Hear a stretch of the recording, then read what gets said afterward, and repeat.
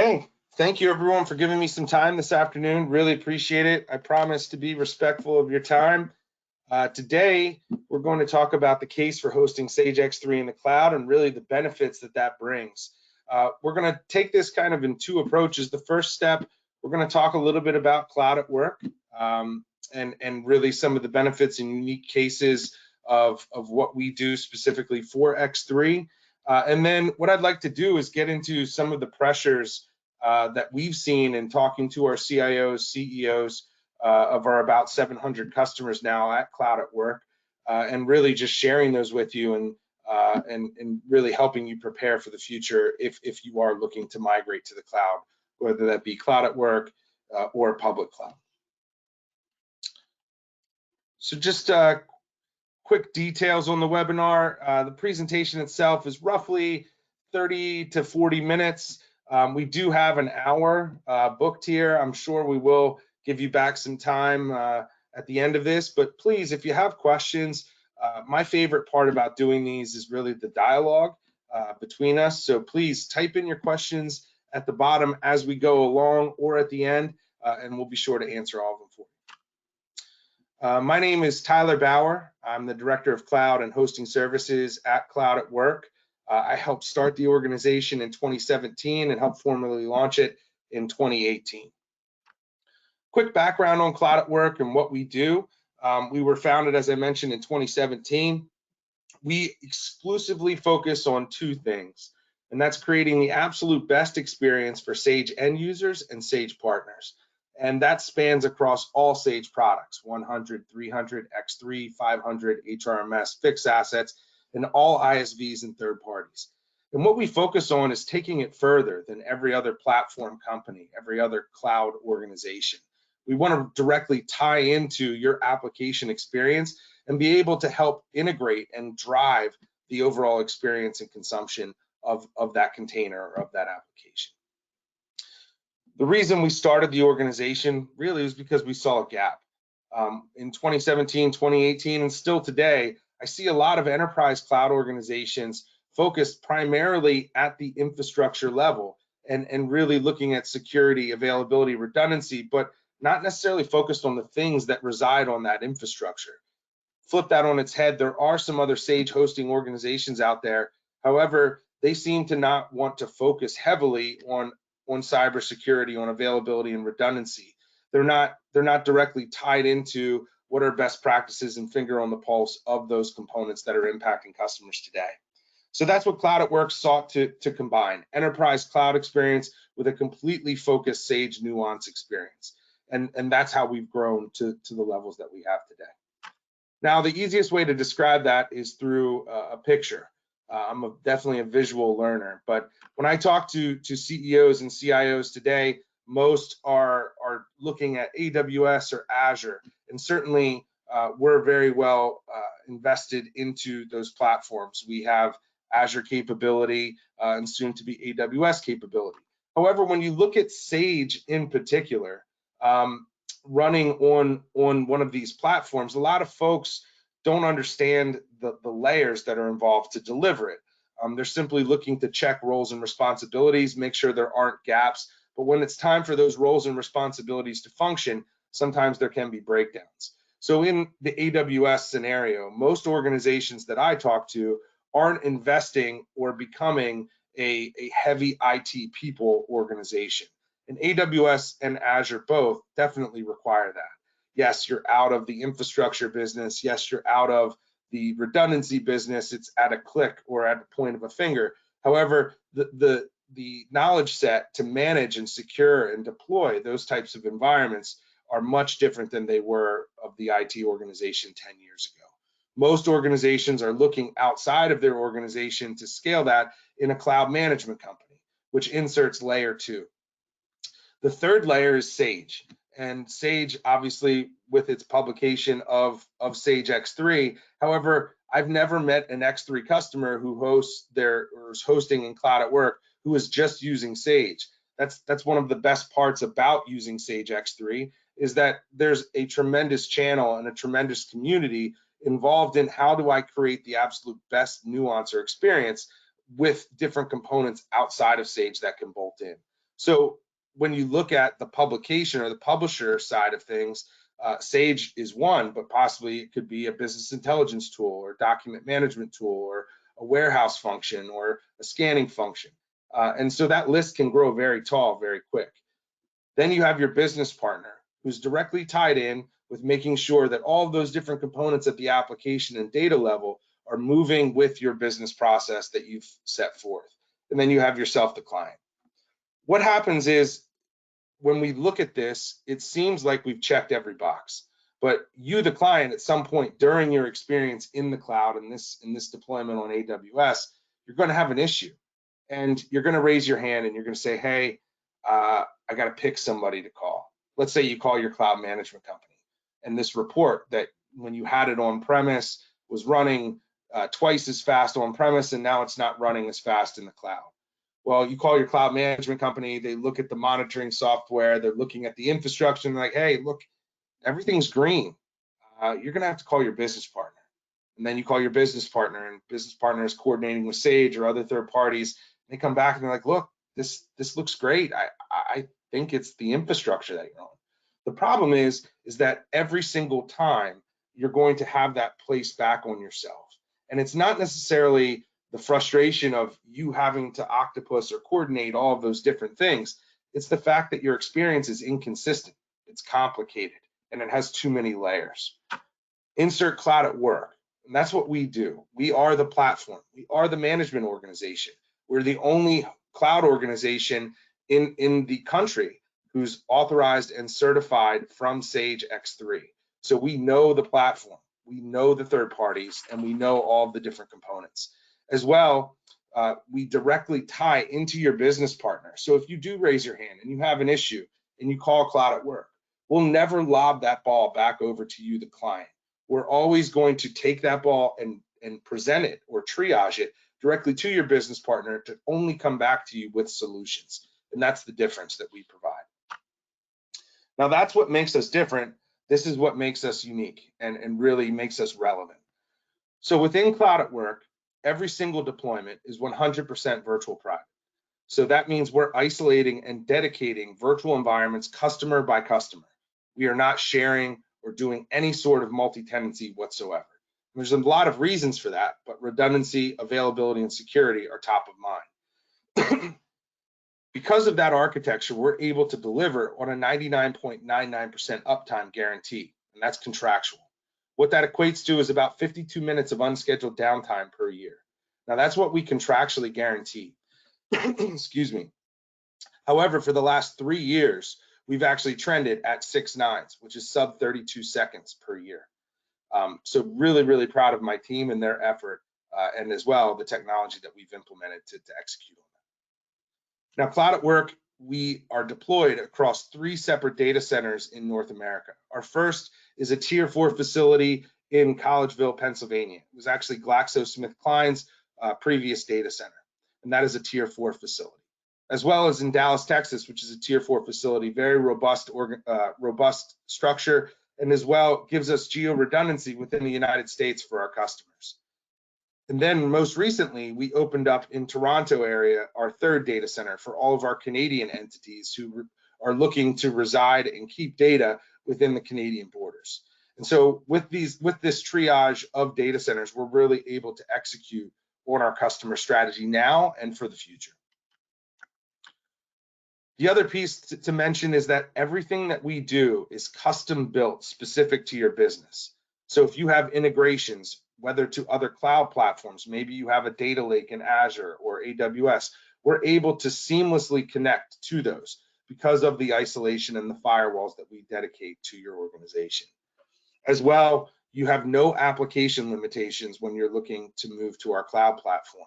We are purpose-built to execute on your strategy today, as well as for the future for scale. It's 100% managed by my team, and we're here 24/7 to support your needs. Now, every customer within Cloud at Work is on flash disk, as well as normalized in a high-performance cluster, which has 3.4 gigahertz clock speed host servers. I know that sounds very techy and maybe irrelevant, but however, X3, most people don't know, is an extremely host level CPU intense application. and that really promotes our performance and elevates the experience our customers are able to achieve. From a redundancy standpoint, every customer within our platform has hourly snapshots of 48 hours, daily backups of 30 days, and all of those are stored on a separate network, and the daily backups are stored in a separate geo. As well, a fourth layer of data is inserted where we're actually building a replicated production environment or a replicated environment in Texas, and we're replicating that near real time for true disaster recovery. We provide back a 4-hour RTO and a 1-hour RPO. Also, any licensing that you'll need to run this environment is included within our pricing, and you'll be able to very easily dissect the pricing because we're extremely transparent with how we work and how we price. These are some of our customers that are using our platform today. Today, we host about 60 to 70 X3 500 customers, and we're very, very proud of that. We work strategically with all of these companies, and all of them are very unique in the way they use the application, as well as what they're looking to achieve. Overall, Cloud at Work has about 700 customers, as I mentioned, and we continue to grow and really fortify ourselves into the Sage ecosystem. Just a couple of bullet points about X3 with Cloud at Work. So I mentioned we have 60 plus customers. We are the only cloud company accredited by Sage for X3. We have that 5 nines capability that we've been executing on.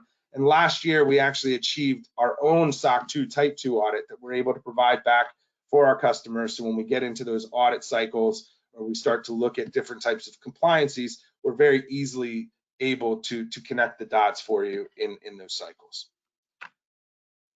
One other thing to mention before we dive in, Cloud at Work is extremely invested into its partners and customers.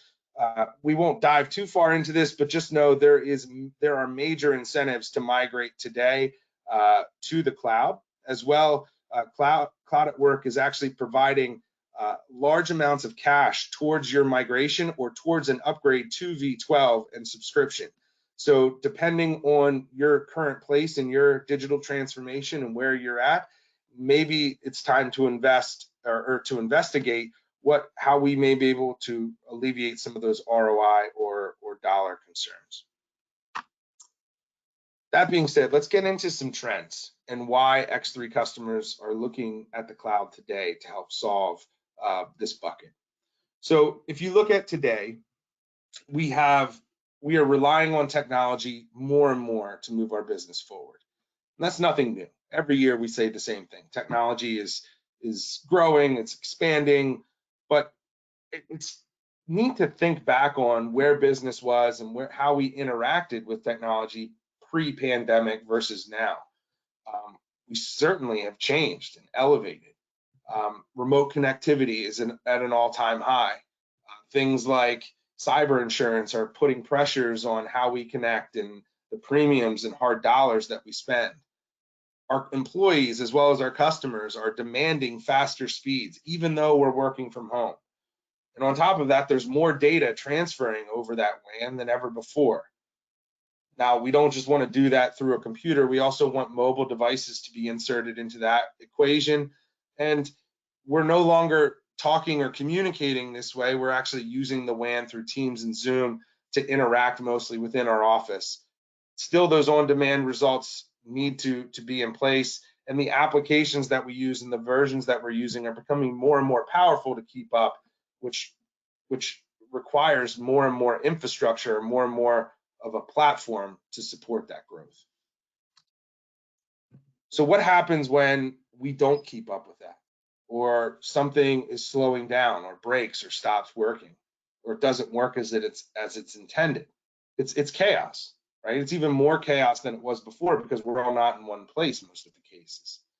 So it's extremely important in the theme of this presentation is to be proactive and to think about these trends and how they'll impact your decision making moving forward.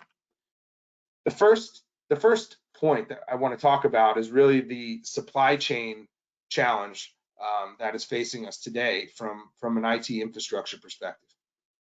More and more companies that I'm talking to are looking to snap react or migrate very fast to the cloud because of risk. Everything that you look when you're looking at migrating to the cloud, it's all about the risk that you're looking to mitigate. If you're willing to hold on to more risk, then you're able to have a little bit more option in your deployment. If you're looking to push more risk out, the gap narrows as far as who can execute on that. But to give you an example, Cloud at Work, we spend millions and millions and millions of dollars on IT infrastructure every year. And we have relationships with the top distributors as well as top manufacturers in the world. And Cloud at Work, we have 6 to 8 month lead times on certain pieces of equipment. Now, that's not hard for us to juggle because this is the business that we're in. This is all we do.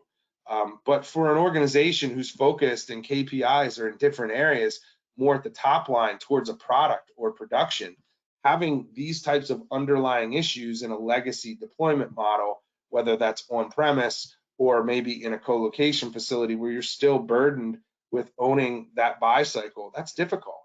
As well, the days of buying single points of failure are gone. We can't have a single point of failure because if we can't replace it within a certain amount of time, that really adds a risk component that's different from 2 or 3 years ago. And unfortunately, this is getting worse and more widespread. Now, most recently, I've seen that Congress is passing a lot of US manufacturing legislation to produce more chips here in the United States, which should help. But obviously, there's going to be a lag time on that. So it's something that we're going to have to kind of get used to for the time being. So what does it mean for us? So if it breaks, it could take 12 to 18 months to get a new one. Also, if we think that we're going to replace it on the secondary market, a lot of the secondary market is getting dried up, but even if we find it, we're going to pay 30 to 40% more. We can't bend on the employee experience or user experience. And so what's happening is I'm seeing more and more companies snap react to a cloud service market. And that's never good. If we're snap reacting, we're making decisions in haste, we're making decisions in panic, and they're emotional.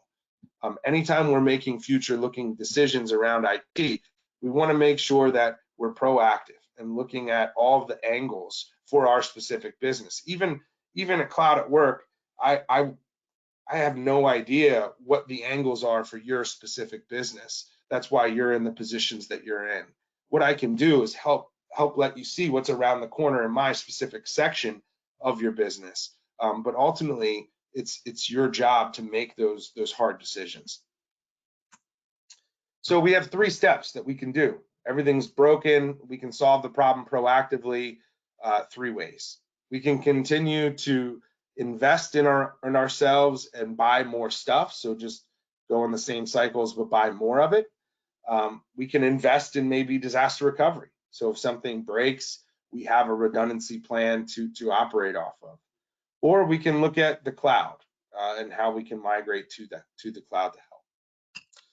In the first scenario, buying more stuff, this definitely would solve the issue. However, these lead times are becoming more and more challenging, so we'll still have to manage those. We'll have to spend more capital expense or lease expense if we're going to finance it to create the redundancy or at least create some failover so we have it. The things that we're buying are becoming more and more expensive, and as well security and technology, those pressures are continuing to grow. So 5 years from now, the world could be completely on a dime and everything's changed, and we're continuously having to invest to keep up. Second strategy could be DR. So we could continue with maybe a little bit more risk in our production environment. We don't have to solve every gap, but let's invest heavily into DR or failover so we have at least that safety net in case things go wrong. Some of my smaller organizations that I work with are using things like Datto or Infrascale, which are device-based services that reside on the network and replicate to the cloud. The thing that I'll mention with those types of deployments, if you are using those in your business today, is to make sure that you're testing the cloud resources that are being saved for you. A lot of times, especially with X3, those cloud resources are not purpose-made for production. And typically, you lose a ton of functionality and performance in those scenarios. So if you're planning to be in them for quite some time, it's definitely something you want to test and make sure you're aware of what that risk looks like. We could look at AWS and Azure for that. And certainly those are components that work. However, we're now back into that layer conversation where probably internally within our organization, we may have some expertise in AWS or Azure, but if we're deploying especially disaster recovery or secondary resources, we want to make sure that we're optimizing and automating that environment as best as possible so we're exposed to less recurring cost. As well, this is going to require vigorous testing as well as additional layers of technology to make that possible. Or we could look at co-location, creating a segregation or separation of our main office and maybe using a data center like Cloud at Work uses to then deliver on DR. However, that puts you back into the buy more stuff category. It's just you have a little bit more protection and redundancy in that data center. The third option is cloud computing. And this is a general statement, but you do have scalable resources, built-in redundancy, enhanced performance, enhanced security from what you typically have on-prem, and you're not buying more stuff. This is definitely not a new statement here. I'm sure all of you have heard the cloud story a million times, but those are really the three options. And I think, yes, it's very 1,000-foot level, but if we think of it this way, we can start to think of the yin and yang based on our decisions. The second risk that is facing businesses today is that most companies that I talk to, their employees aren't coming back to the office, or maybe half are and some aren't. What that leads to is if you have an on-premise data center or you're not planning for how you're going to create additional redundancy or performance capability at the infrastructure level, you're going to lose out on things like collaboration or even remote connectivity performance. When you have remote connectivity, it changes the mindset of or the capabilities of the data center, so to say. So if you have your infrastructure within your four walls, within your office, and you're using that as a central hub, you need to be prepared for a lot of different security events, as well as bandwidth capability and burstability, redundancy, as well as the infrastructure platform. Even though employees are moving away from the physical four walls, they still want that instant gratification. And technology isn't slowing down. If you look at things like the metaverse and VR, I mean, personally, what do I know? But personally, I feel like that's the next step. And there's certainly a secondary market, a real estate market happening right now where more and more people are getting collaboration spaces because they feel that they're more productive in a home environment, but they still want to build culture and still want to build collaboration. So what does that look like from a traditional IT perspective? One interesting thing that I saw was that today we interact with smart devices and interact with the data center through a smart device roughly about 2,400 to 2,500 times a day. I don't know about you, but I have two young boys, 5 and 10, and I'm constantly telling them to get off of their phone and get out of the screens, right? But even myself, I'm constantly checking emails or looking at Twitter and all these different components. Picture that doubling in 3 years. What does that mean for business? I mean, we're talking about personal lives and yelling at my kids, but in 3 years, 2 years, the interaction of a data center is doubling. What does that mean for our office? What does that mean for our IT? Obviously, within our personal lives, that drives some of the behavior and some of the patterns of how we want to interact in a business setting. Does that mean our interactions with technology and interactions with the data center that we have in our office are going to change? If so, we need to be prepared for that. Cybersecurity. It's definitely something that everyone is aware of today. It's changing, it's growing, it's compounding, it's at an all-time high. Every year we're going to say that. It becomes more and more sophisticated. However, this year, and maybe even parts of last year, I began to see an interesting thing where it's actually trickling into um, our hard costs of how we want to protect risk within our business. So within cyber insurance premium renewals, I'm talking to multiple companies who are looking at their employees staying at home, having a data center locally, and now needing to implement MFA just to be able to renew their cyber insurance premium. All the while, the premium's gone up probably about 50 to 60%, mainly because a lot of people used it last year. So it's becoming more and more prevalent. It's becoming more and more common for a business to be insured for cyber insurance. However, what's interesting about it is, yes, premiums went up because people were not taking cyber security seriously. But the most interesting thing is that the insurance companies were giving caveats around compliance, around technology. And what does that mean? It's obviously a very small piece. Dual factor authentication or multi-factor authentication for remote connectivity isn't a huge undertaking. It's definitely an undertaking, but it's something we should do anyway. But what happens when those same insurance companies say, hey, you're going to need to be SOC 2 Type 2 compliant for all of your remote connecting to applications and use of the internet? Does that mean that in order to get better premiums or maybe even to obtain certain coverage at all, we're going to need to go through audits? I can tell you within Cloud at Work, to go through our audit, we spent close to $750,000 to achieve that.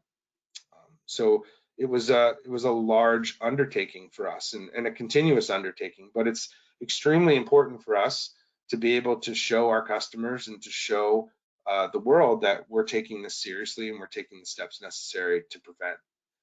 It's just something to think about, that today is dual factor authentication, that tomorrow could be compliance related, and at least thinking that way can help us prepare for future investment. Last year, the average ransomware transaction per month was $102 million, which is absolutely mind blowing. There were 68 different variants, and there was over 140 million attempted attacks in 2021. So they're becoming a lot more sophisticated. It's not about casting a net and encrypting data anymore, because everyone is, for the most part, investing in redundancy and has data on multiple networks. But now it's about getting in, sitting, watching, and how to spider web out, how to mimic behavior, how to really strategically attack. And that's kind of the scary part, is if you're not aware or you're not taking this seriously, it's certainly something that can impact you and impact customers. The fourth is inflation. So everyone knows everything is more expensive.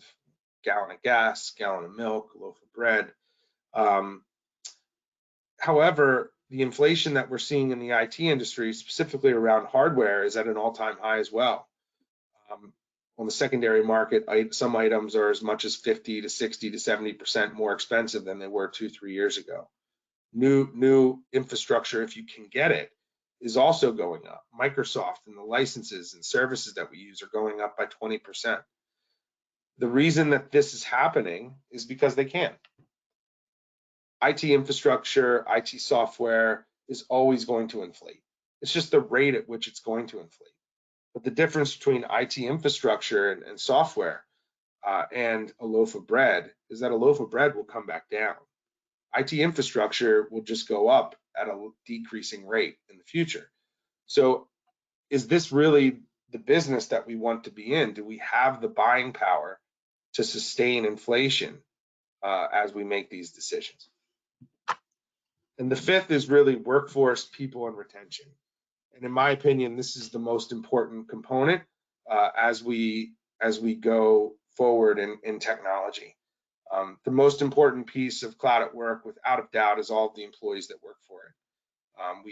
We love our employees, and I love the fact that they create these experiences for our customers and are able to really execute on the vision of what Cloud at Work is set out to achieve.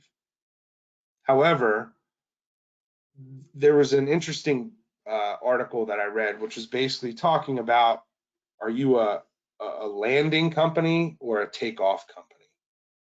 There's a runway, and you're either a destination or you're a takeoff company. And it got me thinking about how we interact with technology and how prevalent technology is now within our culture.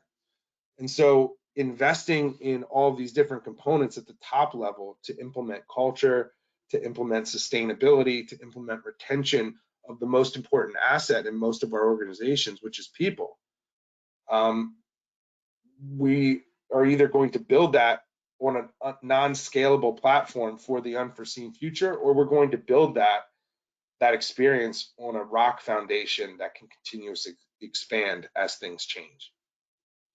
So as people work from home, as people have health concerns about travel or moving or coming back into the office, as well, companies are continuing to get younger, and those younger employees are getting into more prevalent positions in organizations faster because of not only the Great Resignation, but also because a huge amount of the boomer generation is moving to retirement, or simply there's just a gap in between the executive level and mid-level management. All the while, these types of employees and the new wave of employees are expecting a better, faster, stronger way to do things that isn't complicated. The younger generations are looking at, how can we make things simpler and still get the same job done in half the amount of time? And that to some people is called laziness, but to me, it's innovative. To me, it's a better, faster way to do something. And technology is a big part of how we're able to innovate there and streamline. With that being said, just in summary, when you look at X3 and moving to the cloud, today's environment is a unique storm, right? It's the first time that all of these components are happening at the levels they are all at the same time. And it's just really important to be aware so that you're not one of those organizations in a pinch snapping to the cloud, snap reacting and migrating. It's really important to be aware of the supply chain, be aware of the new office or the new way that we're interacting with one another, cybersecurity, inflation, workforce, and retention. With that said, I want to thank you for your time. I really appreciate your ears. I hope I wasn't too boring, and I hope everyone got something out of that. That being said, if you have any questions, I would love to answer them. Please type them in now. But if not, I understand, and that just means I was really good at presenting. So if you have questions, please type in now. But here's all my contact info. Please reach out to me if you have anything that you'd like to talk about. I'm more than happy to have that conversation. Certainly reach out to your account managers or your business partner, and we can engage in that conversation that way as well. Okay. I don't see any questions, so I'll thank you all for your time. Looks like we're going to give you back about 25 minutes of your day, which is always great. And please feel free to reach out if there's ever anything I can do for you. Thank you so much.